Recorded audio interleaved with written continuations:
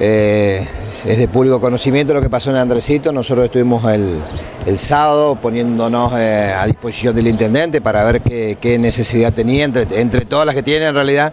El tema de las donaciones, yo quiero hacer una aclaración porque hubo algunos comentarios por ahí que fuera de lugar.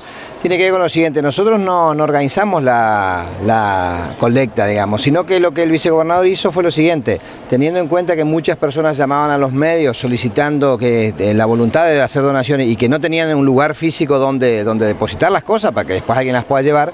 Teniendo en cuenta eso, él determinó que el edificio de la vicegobernación sea un lugar de acopio, digamos. Entonces nosotros estamos haciendo eso, trae 1, trae 10, trae 100, lo que traen, nosotros juntamos, y lo que vamos a hacer ahora miércoles o jueves es estar llevando a Andresito. Hemos puesto unos carteles para también ubicar a la gente, lugares, y para decirle los horarios en los que la gente puede hacer las donaciones, que es ahí los carteles dicen de 9 a 20 por el hecho de que era el fin de semana y feriados, pero ahora es de 7 de horario, 6:30, horario que entra la gente a trabajar de la vicegobernación, ya está para recepcionar.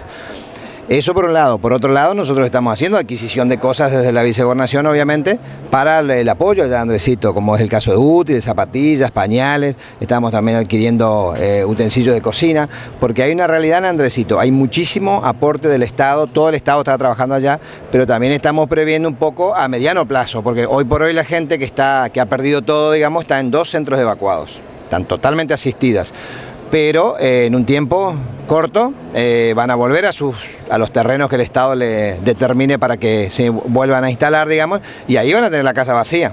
Entonces nosotros estamos pensando un poco en esa situación, en el aporte hacia ese momento cuando ellos vuelvan a sus casas, digamos. Cuando uno en una casa pierde todo, necesita desde la ropa interior, los niños pañales, los útiles para que los chicos puedan ir a la escuela. Haber estado en Andresito te muestra lo que pasó realmente. Cuando yo le cuento a mis conocidos acá de que en los árboles en el medio del arroyo estaba colgada la ropa, no pueden creer. A 5 o 6 metros del piso, en el arroyo, estaba colgada la ropa, porque el agua llegó hasta ahí y se llevó todo lo que tenía la casa, digamos. Pero hay una cantidad importante de donaciones. Nosotros mañana o pasado llevamos y seguimos, seguiremos mientras que la solidaridad de la gente siga, seguiremos juntando y bueno, seguiremos llevando, digamos. Parra, el gobierno ya adquirió tierras como para complementar lo que es esta ayuda para que los vecinos, todos los afectados, se puedan trasladar a un lugar seco. Claro, lo que pasa es que la gente que digamos que estaba a la vera del arroyo en espacios verdes.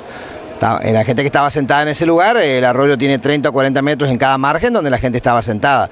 La intención del Estado, esa fue la orden del gobernador, de Maurice Clos, de que se le adquiera terrenos. Cuando yo estuve el sábado allá, estaban las personas que estaban encargadas de eso, digamos, tratando de comprar terrenos a propietarios de la zona de Andresito para que estas casas que el Estado les va a ayudar a construir a través del IPRODA, y bueno, ya sea en un lugar que a ellos les quede firme, porque si no volvemos a la misma situación dentro de 1, 2, 3 o 5 años, otra inundación y se vuelven a llevar. Esta gente va a ser relocalizada en otro lugar, digamos, seguro.